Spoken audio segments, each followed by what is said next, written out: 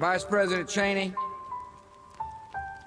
Mr. Chief Justice, President Carter, President Bush, President Clinton, members of the United States Congress, Reverend clergy, distinguished guests, fellow citizens.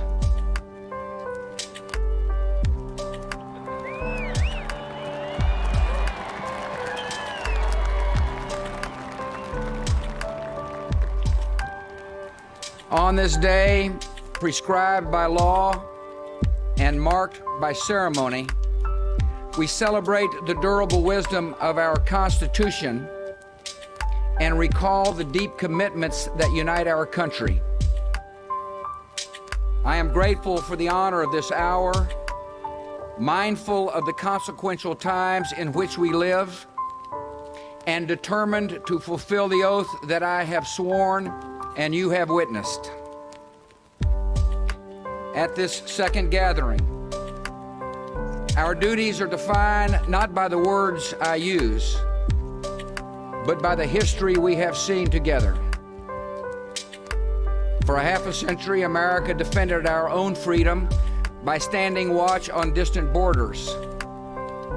After the shipwreck of communism came years of relative quiet, years of repose, years of sabbatical.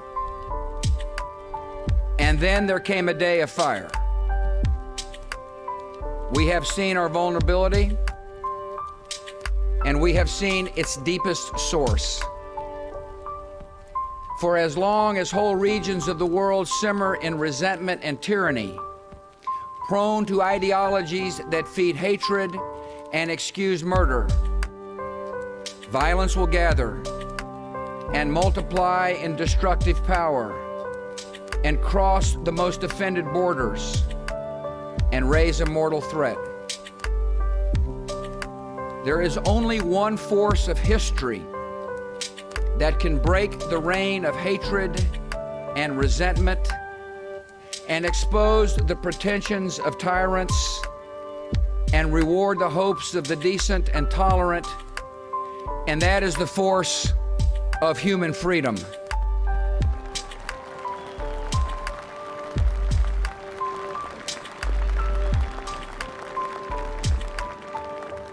We are led by events and common sense to one conclusion: the survival of liberty in our land increasingly depends on the success of liberty in other lands.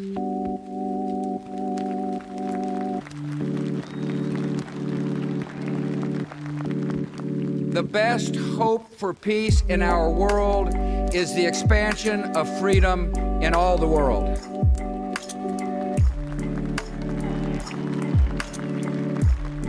America's vital interests and our deepest beliefs are now one. From the day of our founding, we have proclaimed that every man and woman on this earth has rights and dignity and matchless value because they bear the image of the Maker of heaven and earth.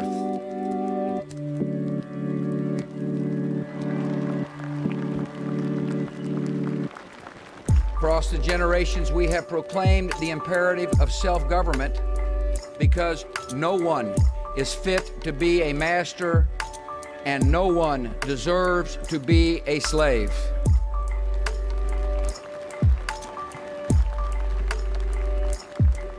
Advancing these ideals is the mission that created our nation. It is the honorable achievement of our fathers. Now it is the urgent requirement of our nation's security and the calling of our time. So it is the policy of the United States to seek and support the growth of democratic movements and institutions in every nation and culture with the ultimate goal of ending tyranny in our world.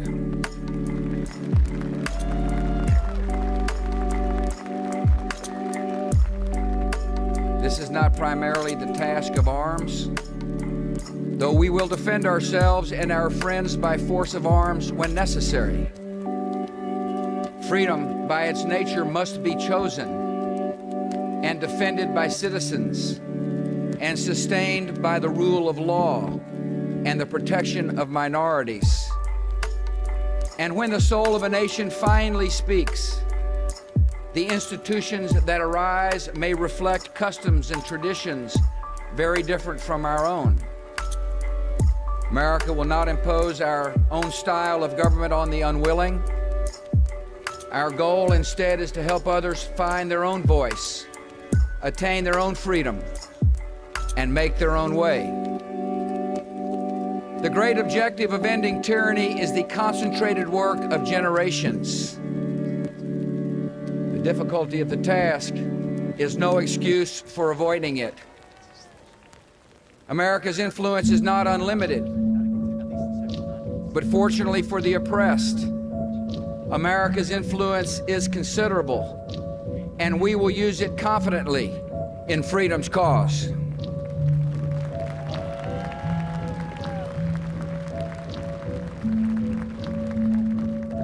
My most solemn duty is to protect this nation and its people from further attacks and emerging threats.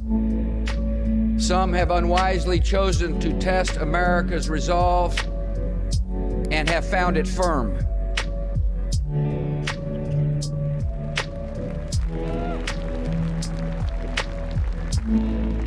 We will persistently clarify the choice before every ruler in every nation. The moral choice between oppression, which is always wrong, and freedom, which is eternally right.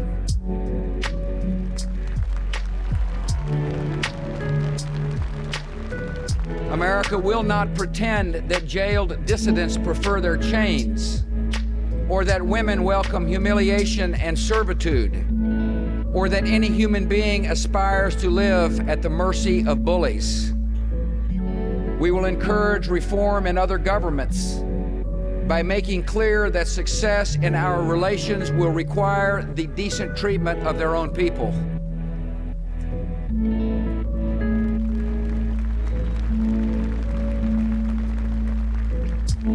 America's belief in human dignity will guide our policies.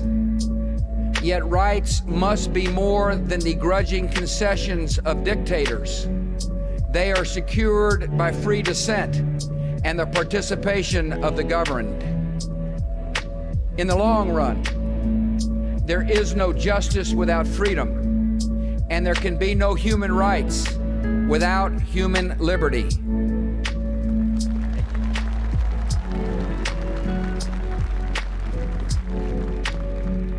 Some I know have questioned the global appeal of liberty. Though this time in history, 4 decades defined by the swiftest advance of freedom ever seen, is an odd time for doubt. Americans of all people should never be surprised by the power of our ideals. Eventually, the call of freedom comes to every mind and every soul. We do not accept the existence of permanent tyranny because we do not accept the possibility of permanent slavery.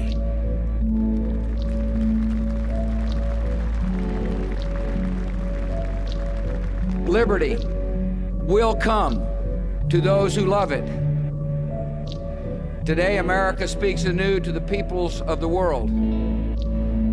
All who live in tyranny and hopelessness can know the United States will not ignore your oppression or excuse your oppressors. When you stand for your liberty, we will stand with you.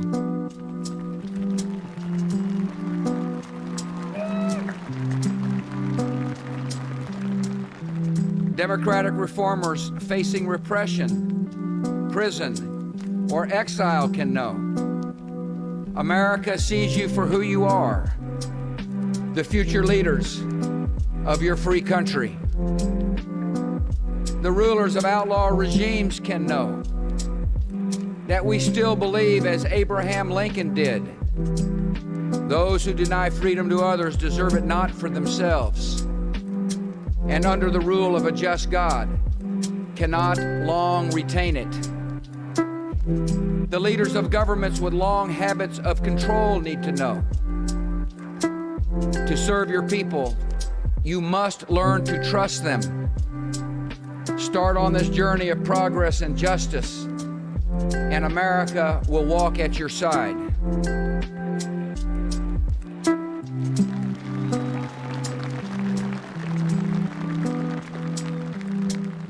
And all the allies of the United States can know. We honor your friendship. We rely on your counsel, and we depend on your help. Division among free nations is a primary goal of freedom's enemies. The concerted effort of free nations to promote democracy is a prelude to our enemies' defeat. Today, I also speak anew to my fellow citizens. From all of you, I have asked patience in the hard task of securing America, which you have granted in good measure.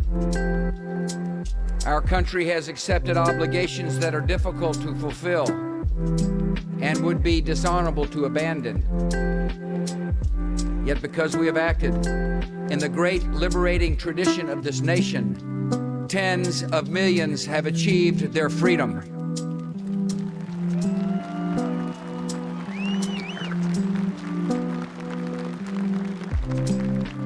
And as hope kindles hope, millions more will find it. By our efforts, we have lit a fire as well, a fire in the minds of men. It warms those who feel its power. It burns those who fight its progress. And one day, this untamed fire of freedom will reach the darkest corners of our world.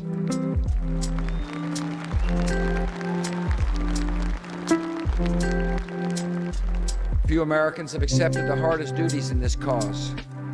The quiet work of intelligence and diplomacy, the idealistic work of helping raise up free governments, the dangerous and necessary work of fighting our enemies. Some have shown their devotion to our country in deaths that honored their whole lives, and we will always honor their names and their sacrifice.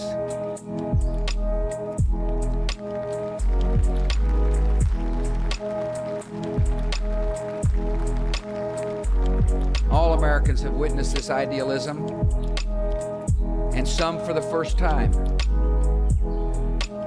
I ask our youngest citizens to believe the evidence of your eyes. You have seen duty and allegiance in the determined faces of our soldiers. You have seen that life is fragile, and evil is real, and courage triumphs. Make the choice to serve in a cause larger than your wants, larger than yourself. And in your days, you will add not just to the wealth of our country, but to its character.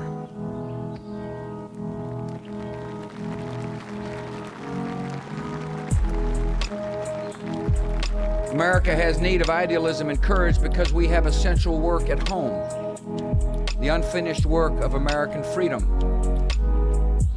In a world moving toward liberty, we are determined to show the meaning and promise of liberty.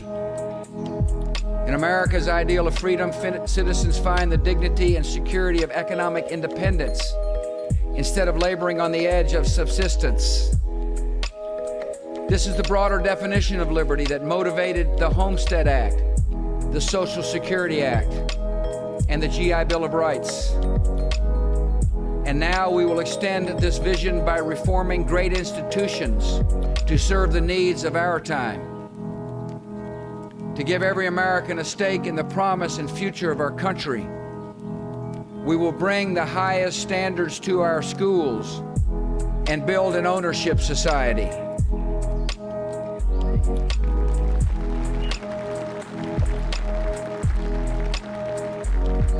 We will widen the ownership of homes and businesses, retirement savings, and health insurance, preparing our people for the challenges of life in a free society. By making every citizen an agent of his or her own destiny, we will give our fellow Americans greater freedom from want and fear, and make our society more prosperous and just and equal.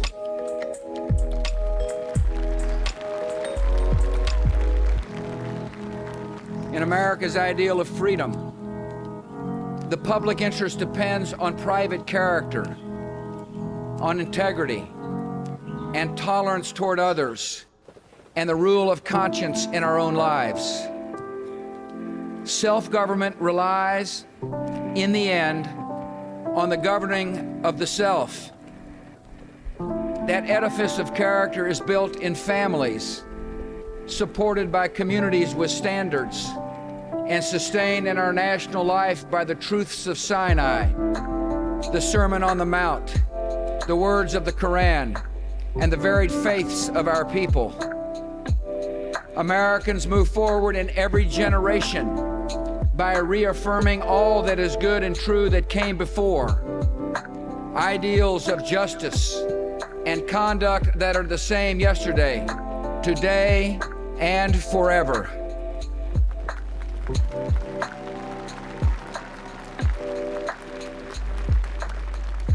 In America's ideal of freedom, the exercise of rights is ennobled by service and mercy and a heart for the weak. Liberty for all does not mean independence from one another. Our nation relies on men and women who look after a neighbor and surround the lost with love. Americans at our best value the life we see in one another and must always remember that even the unwanted have worth.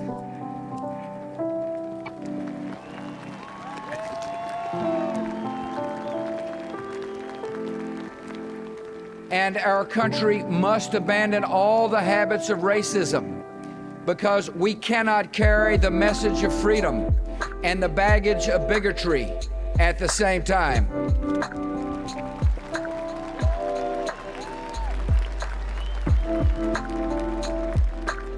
From the perspective of a single day, including this day of dedication, the issues and questions before our country are many.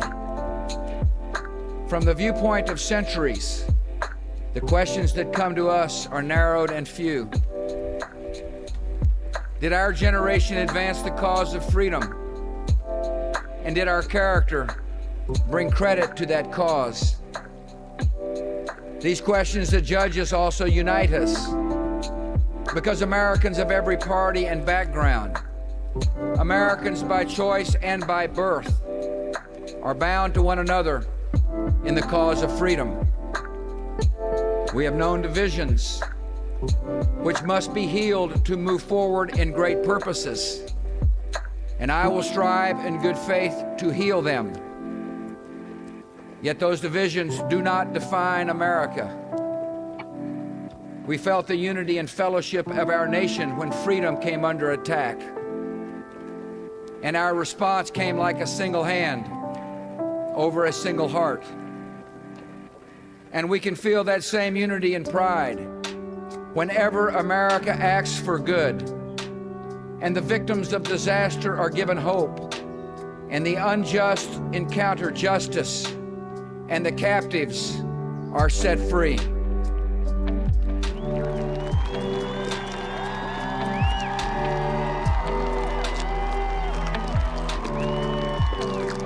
We go forward with complete confidence in the eventual triumph of freedom, not because history runs on the wheels of inevitability. It is human choices that move events. Not because we consider ourselves a chosen nation. God moves and chooses as He wills. We have confidence because freedom is the permanent hope of mankind, the hunger in dark places, the longing of the soul. When our founders declared a new order of the ages, when soldiers died in wave upon wave for a union based on liberty, when citizens marched in peaceful outrage under the banner Freedom Now, they were acting on an ancient hope that is meant to be fulfilled. History has an ebb and flow of justice, but history also has a visible direction set by liberty and the author of liberty.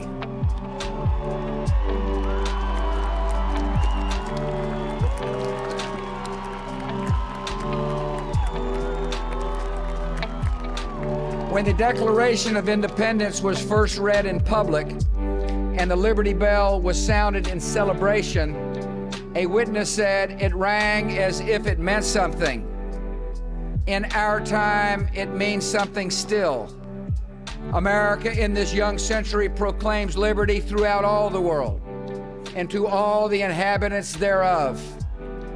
Renewed in our strength, tested but not weary, we are ready for the greatest achievements in the history of freedom.